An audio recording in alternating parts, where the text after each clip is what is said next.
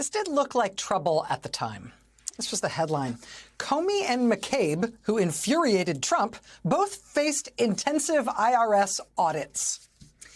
Michael Schmidt at the New York Times reporting in July that of all the tens of millions of taxpayers in this country, somehow two of the people Donald Trump hated most got picked, supposedly at random, for an audit so invasive that tax lawyers joke about it as an autopsy without the benefit of death.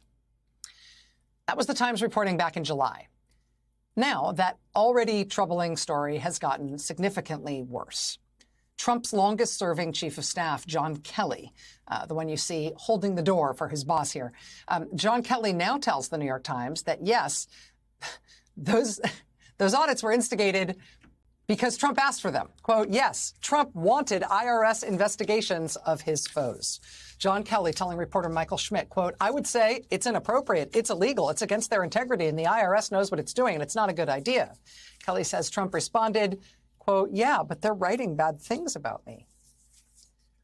For the record, the former president is denying these allegations from John Kelly. A spokesperson for the former president called John Kelly today a psycho. That was what the spokesperson said. He's a psycho. That's nice. Why'd you pick a psycho to be your longest-serving chief of staff?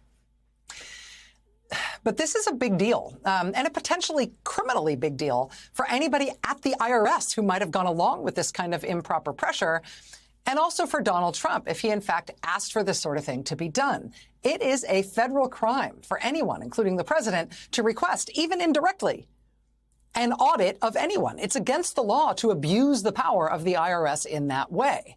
If Trump asked for it, it's illegal. If Trump asked for it and the IRS then did it, it's illegal on a couple of different levels. When this story first emerged this summer, it appeared likely that the Treasury Department would investigate the issue. We're told tonight that a report from that Inspector General investigation is actually expected quite soon. If we get anything definite, we will let you know.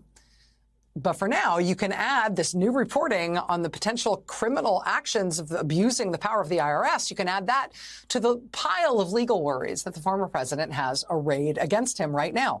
Just today, he defied a lawful subpoena to testify to the January 6th investigation in Congress.